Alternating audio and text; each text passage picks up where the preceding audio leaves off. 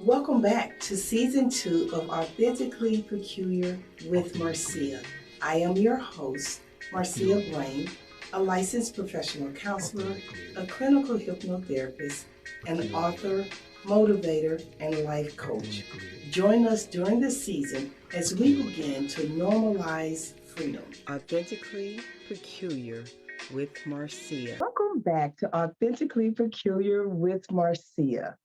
I am so excited to have my beautiful guest host today. My guest could be a host. We may have to work that out. But I came across Sabine at a Laugh Out Loud therapy session, and her presentation on coping skills and life adjustments was so amazing. I had to get her in front of us, in front of the audience, so that she can help them out as well. She is a licensed professional counselor and the owner of Reinvent Counseling Services. She established in 2020, like so many of us. COVID threw us into the race of bringing up businesses and starting practices. She helps to shape the lives of individuals who struggle with managing their life with healthy coping skills. She helps individuals who want to find ways to explore their best self, because I'm all about the best self and authentically peculiar.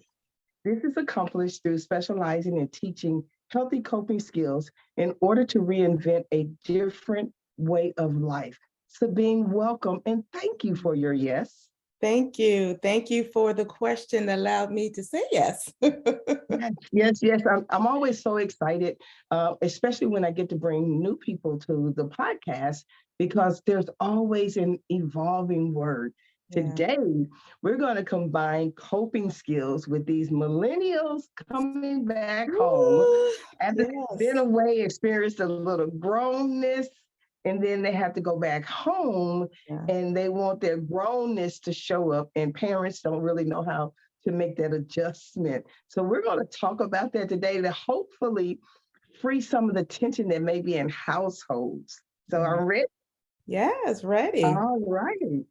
We are living during a time that some young adults return home, and that is really impacting the parent-child relationship.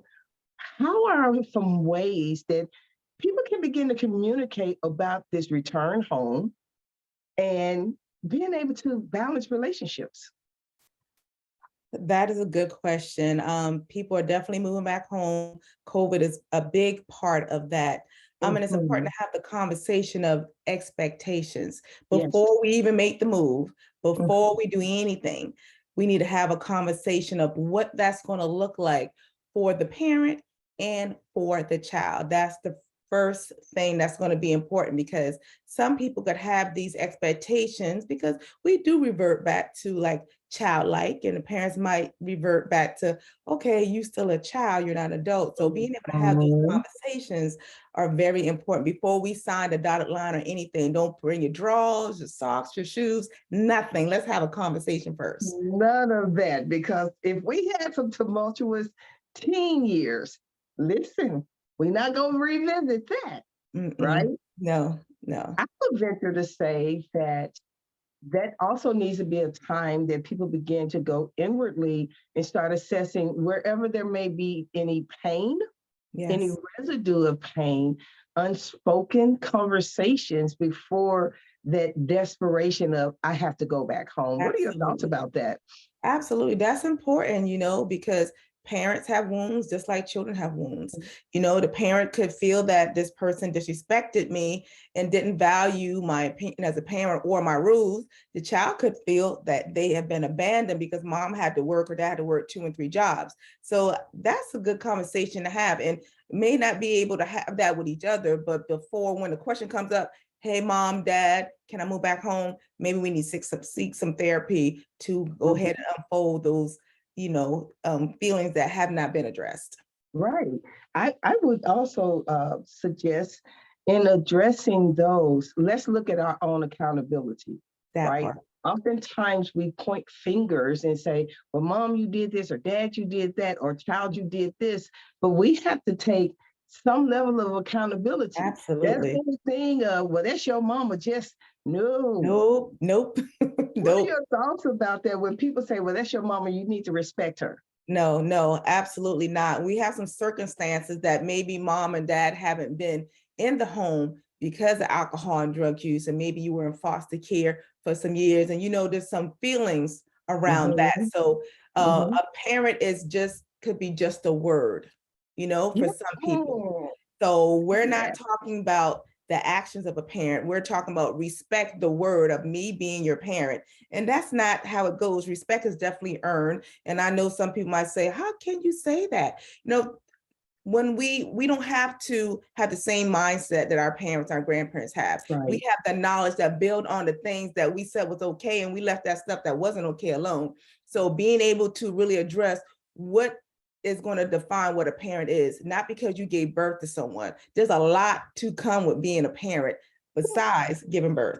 And I think we need to definitely address that. What is that going to look like?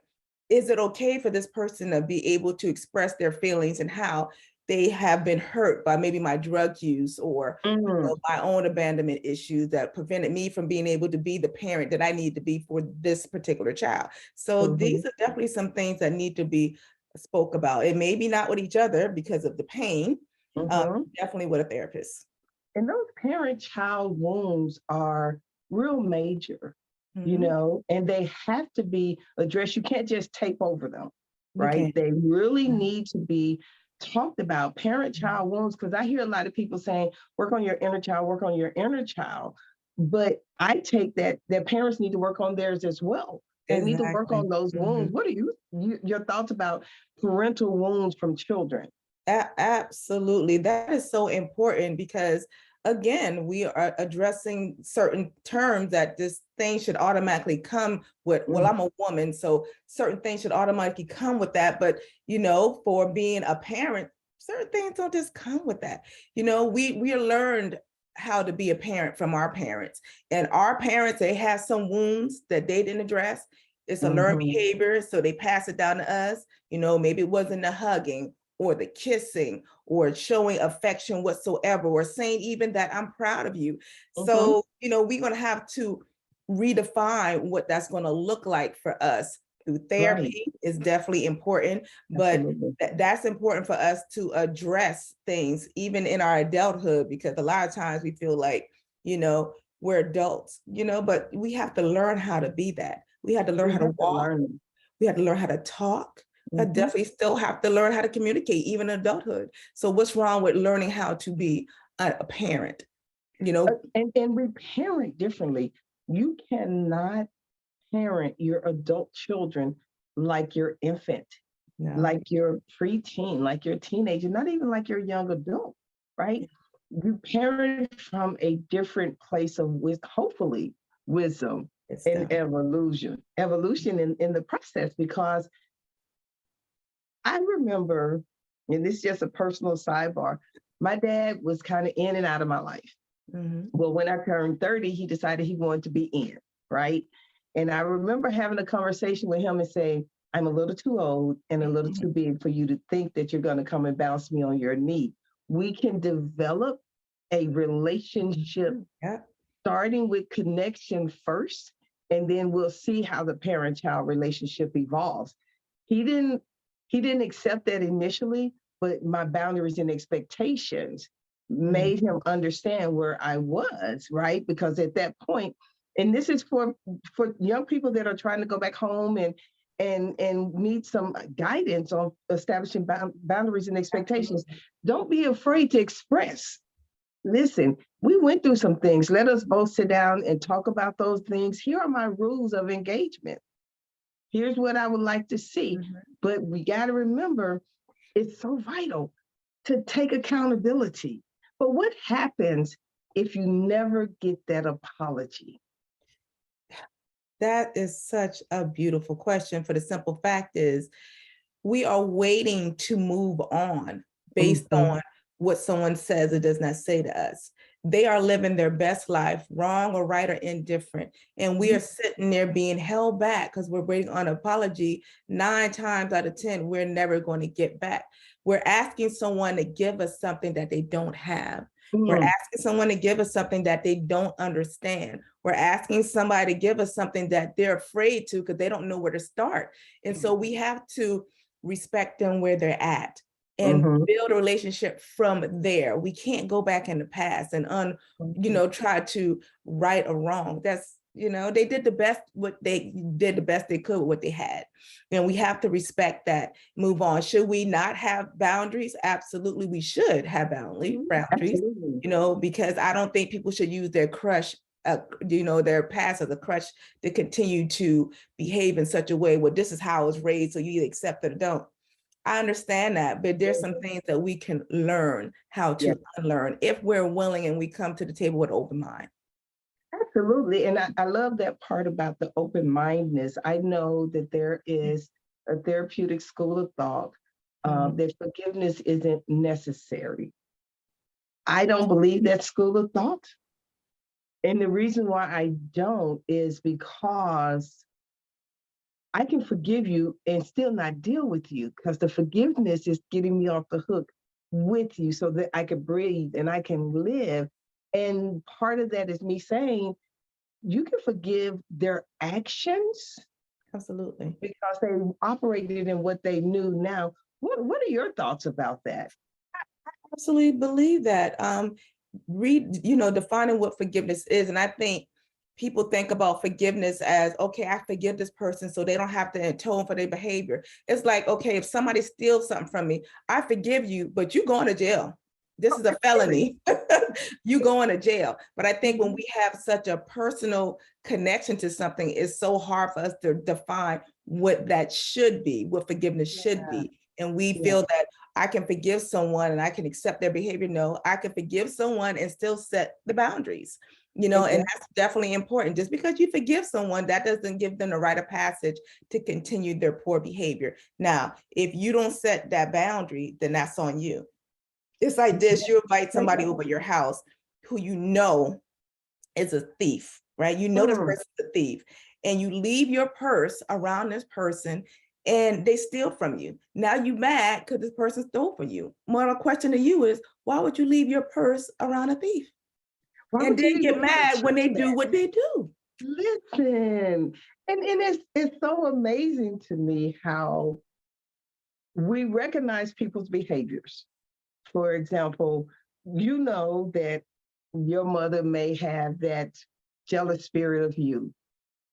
But you constantly invite her into spaces where she's gonna get even more jealous because it's honoring you. Why would you continue doing that? Why would you continue to do that? And it's out of that thing that a lot of us grew up with honored our mother and our father. We have to have them include, again, being a parent, a mother or father is a word without the actions. And so we have to really understand what that's going to look like for us. Just because someone is a parent and they don't exhibit that parenting behavior, we can set those boundaries. We don't have to accept punishment, because parents definitely can abuse us mentally, physically, emotionally. And that's not right. Just because they're our parents, they don't have the right to do that. We do have a voice to stand up, and vice versa. Just because this is our child, that doesn't mean we have to accept the abuse from our children. Exactly. And don't be afraid of judgment. I love that scripture that you talked about, honoring your mother and your father. And the scripture goes on to say, for this is right in the Lord. But then the very next scripture says, mother, father, parents, don't provoke your children to anger or wrath.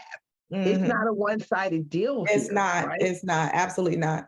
We got to operate in what the fullness is. One of the things that we know about narcissism is mothers have the highest tendency to carry narcissistic traits and or be diagnosed with narcissistic personality disorder. Yeah. What are your thoughts about that? And how, if a child is in such a strait where they have to return home into that environment where we know it's a narcissist, what are some things that you can share with them, regarding coping and just really trying to be still authentic with themselves? And I think that's going to be hard for them to do so if they move back home with a narcissistic person, because everything's going to be all about them all the time, and that can go back to some of the trauma and stuff they experienced. Like, I'm making good grades, I'm doing this. Hey, see me, can you see me? So you're doing everything in your power for this person to see you. You're doing the right stuff. And so then we turn that stuff then into something toxic for us. Well, I can't get it this way. Well, maybe I can go in it by force. It's like you got money in the bank is closed. You know that money belongs to you, but instead of you waiting until the bank is open, you're going to break into the bank. You're going to jail. You're going to jail. So even though you know something belongs to you, it's still not right for you to make people give it to you. They're never going to give it to you. And so that sums a narcissistic person up in a few words, because you're trying to make somebody give you something that maybe it belongs to you, or maybe it doesn't. Maybe it does belong to you. Maybe it's not time for you to have it. Right. And I often tell children that if they are or young people, if they are in a state of desperation where they have to return to that environment, there are several things that they can do to not even give power to the narcissist. One, don't take it personal. You already know that's their personality. Whatever it is that they do, and be so strong within you, recognize that you got an exit plan. You're there temporarily, set your exit plan and go. Absolutely. Identify what your boundaries and expectations are, like you've been saying. Set them. They're going to ignore them. Don't take it personal. Because again, that narcissistic person functions only to know that somebody can say they put them up on this pedestal, because they'll discard you if you can't lift them up. Absolutely. Don't take it personal. Remember your end goal. I'm in this room for 6 months. Yeah. Whatever you need to do, because sometimes, unfortunately, there are places of desperation and there's nowhere else to go. Yeah. And you might want to think about, what is that going to look like for me throughout the day? I'm going to go to work. I'm going to exercise. I'm going to do my errands. And by the time I get home, it's time for me to go to bed. So I won't have much interaction with this person, and see if that works. Hopefully it will. They might be sitting on the couches waiting for you. They might do, but I think that'll be a better way to deal with that if you have situations of desperation where you feel like you have nowhere else to go. And having a timeline is very good. And a lot of these things should not be done by word of mouth. I believe you should have to write a contract with all the stipulations, because once they're in there, even if their name is not on the lease, you have to legally evict them. And you know what's funny is when I'm working with parents and children, I have them sign a contract. Here's what the boundaries are. Here's what the expectations are. Here's what the consequences. Here's what I agree to. That's right. And a lot of times you'll either hear the parent or the child say, that's just crazy. Why should we do this? Because now we're at accountability. That's right. Now we're at commitment, because if I have it in writing, I don't need to fuss at you. This is what you committed to. This is what you committed to. Yeah. Absolutely. And to me, I think it's a great coping skill to put those things in place, especially when you're talking about young people returning home. Absolutely. They got a taste of a grown-ism, as I call it. They got a little taste of that and feel like they can come back home and mom is going to wash and cook and clean. Absolutely not. The same expectations you would have for someone else moving in your house, like cleaning up behind themselves, cooking, buying groceries, paying bills, and respecting your house and your space the way you want it respected. They can't do whatever they want at your house. And the same thing. This is your childhood home. Yeah. You're an adult. This is your parent. She has her rules. He has his rules. They have their rules. If you do not want to abide by them, maybe this might not be a good fit. Exactly. Can you talk to the parents who are saying yes to the return home out of guilt? Can you talk to them about how to develop some coping skills, how to be encouraged that you're not a bad parent if you say no? That part. I think that's important, especially taking into consideration what kind of relationship you have with this person as a young adult. You definitely have to take that consideration. You can't give what you don't have, for number one. You can't give it. If you haven't addressed those issues that you definitely have had with this child, it's unresolved, and y'all basically, hi, how you doing? And that's it. That's not going to be a good fit, because I think it's 30%, if I'm not mistaken, of the parents, when the children move in, their mental health dips.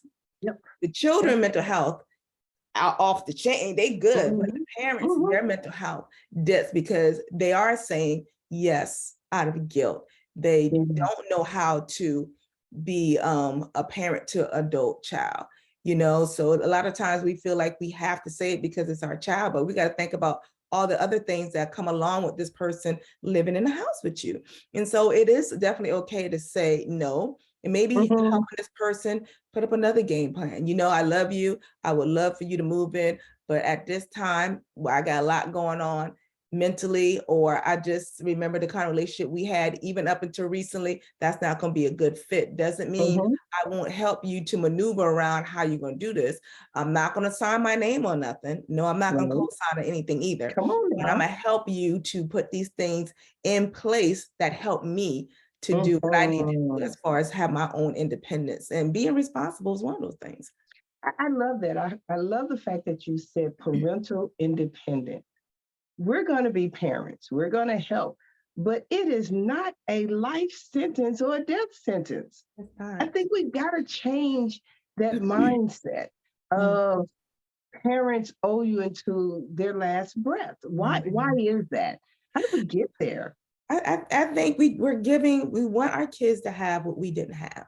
You know, and that same breath, us giving our kids what we didn't have, we're lacking some stuff. We're lacking in showing them responsibility, respect. You know, some of the ways these kids are talking to their parents nowadays are like ridiculous, and at the same time, we still giving them. So that comes from the guilt. I'm gonna make sure my kids have what I didn't have. Well, you are doing that, but the core things that you got when you were growing up, you're lacking that in giving that to your children. And so we grow up, we raise these little horror stories, so to speak. Some of these young adults are little monsters, and they think they can just take. And they think that way because we taught them how to treat us, for number one.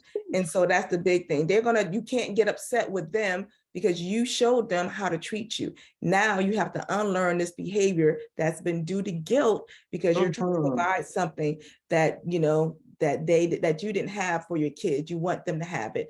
And at the same time, you know, you're working towards that. If this person's sitting home, not working, not going to school, not cleaning up, not contributing anything but stress, not a good idea.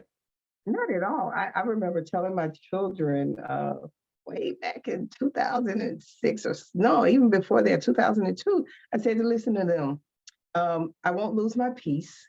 I won't lose my sanity, and I'm not getting any more gray hair. So with that being said, you can choose today if you want to be in here or you want to go somewhere else. Whichever way you choose, I'm going to be cool with it, but in here are what the rules are going to be. Absolutely. Here's what the process is going to be, because I am not one of those people who believe that I have to be stressed out by children or life in general. You know, I just believe that we have the right to choose how we're going to allow life to impact us. And it's not a death sentence that's premature. We all going to die. We know that. Absolutely. But it should not be premature because of stress, right? Absolutely. What are your thoughts about that? That's really important, setting those boundaries. My lifestyle should not change because I have an adult child that lives in my house. That make no sense. I can still get up at 4 o'clock in the morning to make my smoothie. I'm not gonna not do it because you still sleep. No, you have to figure that out. My lifestyle is not going to change. I'm still going to get up and exercise. I'm still going to get up. Look, this is my house. I'm going to have company if I want to have company.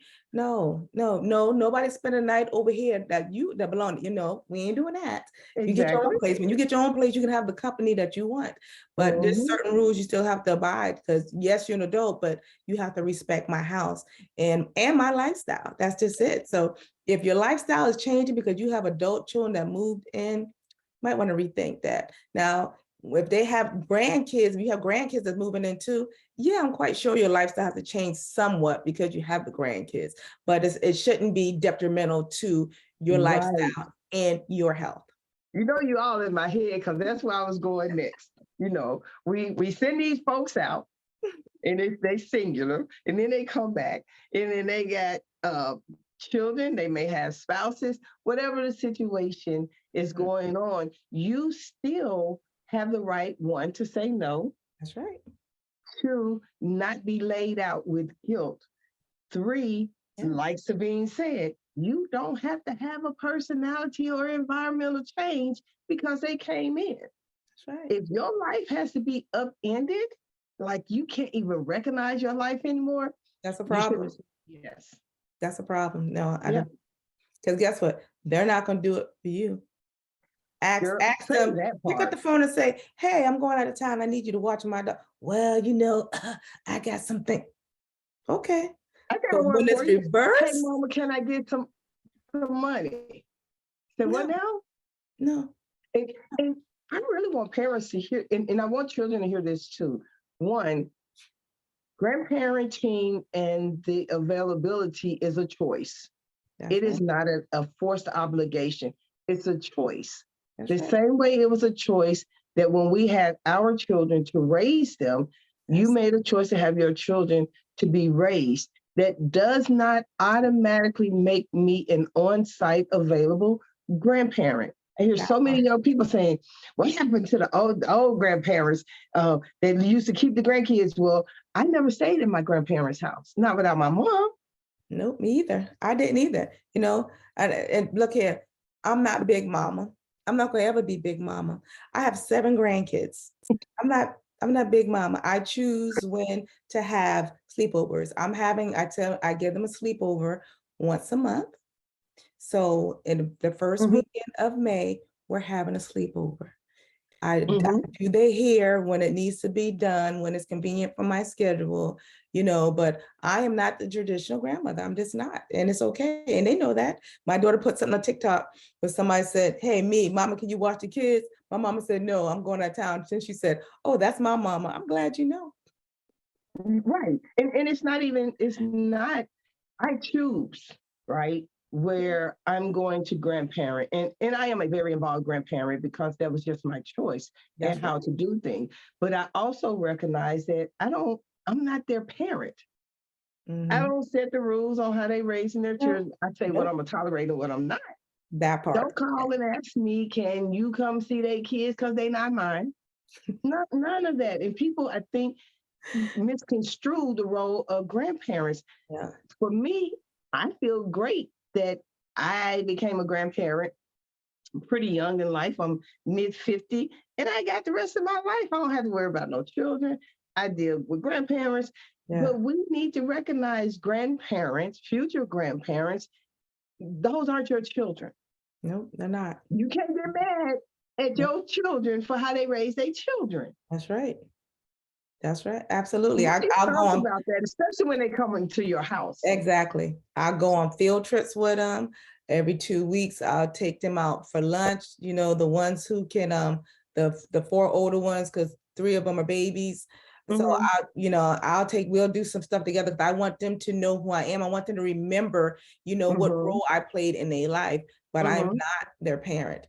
I'm just not their parent. And I'm sorry, I'm just not. And I love our generation because we're not trying to be big mama on the porch, but all the grandchildren hanging out. And I don't wear no kimonos and I don't wear no head wrap. I'm the sexy grandmother. Sorry. I'm not her. I'm not humping my back grandmother. No offense to any of those grandmothers, but I am a young grandmother and I'm going to continue to live my life. Just like they're living their life, I'm going to live my life. And understand that living your life does not mean that you don't care. It means we prioritize ourselves. Just like these young people, when they recognize, and I know right now it's an all-out onslaught on TikTok about Black women and people being so disrespectful to Black women about their value and things of that nature. And I saw that and I began to think, if you're that disrespectful to your Black mother, to the Black women in your life, why would they open the door for you to come back?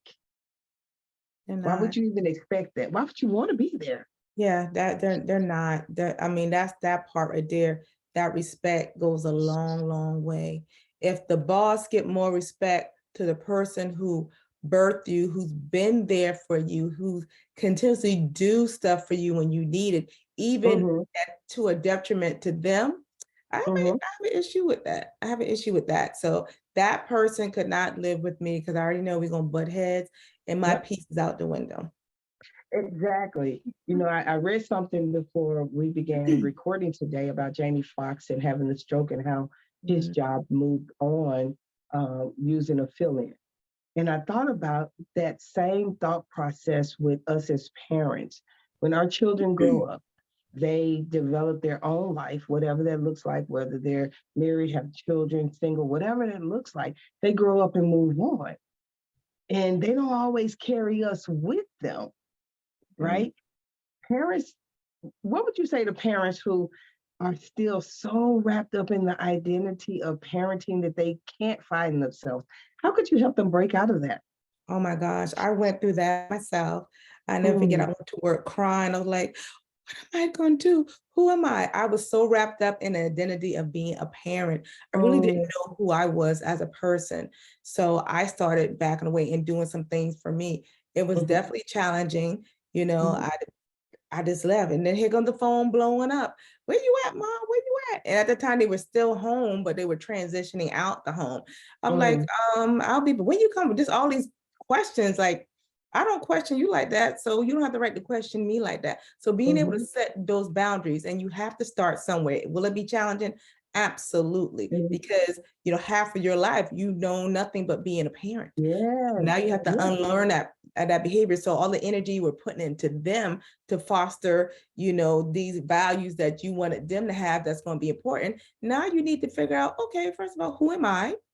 What do I like? Was it really funny, or was I just laughing because, you know, so you really have to redefine who you are as a person, not as a parent. It was difficult for me as a single parent to begin to say no, because I was a single parent. I was all that the kids knew. But then I had to free myself. You have to free yourself from that aspect, because you, like you said, all of our adult life, well, however old we were when we started having children, all our adult lives, that's what we knew. Grant yourself permission and the freedom as part of your coping skill with having adult children, with re-identifying and realigning yourself. And no is such a powerful word. It's a complete sentence, has a period and a capital letter. Right. It's just a beginning and an end. Definitely. At one point, we stop being victims and we become volunteers. I will no longer volunteer. I love that. Go from victim to volunteering to freedom. I love it. I love it. I couldn't have said that better myself. Oh my goodness. We started out as victim and then we became a volunteer. How did you even come up with that? My supervisor used to say that all the time. And I didn't understand it. Like, oh, so a victim is something that you can't help. You know, something happened to you that was beyond your control. That's a victim. Something happened to me that was beyond my control. Okay. Now I'm using that same thing, that being victimized, and now I'm volunteering the hurt, the pain, the lack of responsibility. I'm opening my door and I'm holding on to that. I'm no longer a victim. I'm a volunteer because I refuse to see anything outside of me being a victim. Oh my goodness. That's going to change. If they don't get anything else out of our segment, that part, which they will, but that part is going to free some people. It's going to free their minds about it. You can either be a victim because we don't have a choice in the victim part of it, or you can volunteer to still stay in it. That's right. Ooh, that's powerful. That's powerful, Sabine. What would be some things, some guiders that people can use to establish, you know, just coping skills in this ever-changing process of just life? I think just don't forget about you. We give. And 9 times out of 10, those same people who we give into, we can't go to them for anything. We don't even get it back. Half the time, they don't pay us back. and we get Mm. mad that they're being them. So accept Mhm. people for who they are and believe Yeah. them when they show you who they are. That's step Yeah. number one. They are who they are, and be okay with that. Don't be okay with allowing them to be who they are on you. That part, don't allow Mm. that exchange. Yeah. Yeah, but you know who I am anyway, so I don't understand what the problem is. Well, how about you start understanding what the problem is? Volunteer. Yeah. Understand what the problem is. They are who they are. You have to meet them where they're at. Mhm. Accept them for who they are, but that don't mean they have to come into your circle. You know who Yes. they are. My mother used to say you have to feed them with a long handled spoon. You see them, you acknowledge them, but that's where it stops. Yes, indeed. Oh my goodness. Victim to volunteer to setting those coping skills of seeing yourself first, recognizing who they are as their presentation and not try to excuse yourself out of their presentation. Absolutely. And moving in a direction where you love you enough to say no. Yeah. That's pretty powerful. Yeah. That is pretty powerful. Tell me this. When the audience hears this broadcast, how can they reach out to you? They can reach me on my website, Sabine Shuler at reinventcs.com. They can do that. They can, well, that's my email address. My website is reinventcs.com. They can also call me 843 580-8189. I almost forgot my phone number, y'all. You can reach me that way, or you can email me. Thank you so very much. And if you haven't followed her on social media, please go out to Facebook. She has some phenomenal meditation and really, I listen to her pretty much every morning after I drop my 5-minute meditation. I'll run your page and see what's out there. And because it's usually a motivational word for me. And I usually grab hold to it and be like, okay, yeah. So now I got this power pack going. So thank you for those. If you all don't know Sabine on Facebook, go out there, SabineShuler on Facebook. I promise you, your life will be changed just by the information that she shares. And she shares so freely. Learn how to cope. Learn throughout this season as we're normalizing freedom on Authentically Peculiar with Marcia, that you get the right to be free from anything that no longer serves you. That's So right. until the next episode, any last words, Sabine? I would say just make sure you're taking care of yourself and putting yourself first. You are just as important as the people who you provide a service for, who you're loving on, and you can't give what you don't have. And remember, we are teaching them how to treat us. So you want them to treat you in a certain way, so you got to set those boundaries because they're not going to do it. So you have to take it by force. Take it by force. And until next time on Authentically Peculiar with Marcia, we hope that you take moments to breathe, be authentic, normalize freedom, and know it's okay to say no. Check us out on any social media, streaming platforms. You know where to go, Authentically Peculiar with Marcia, and we'll see you soon. Take care.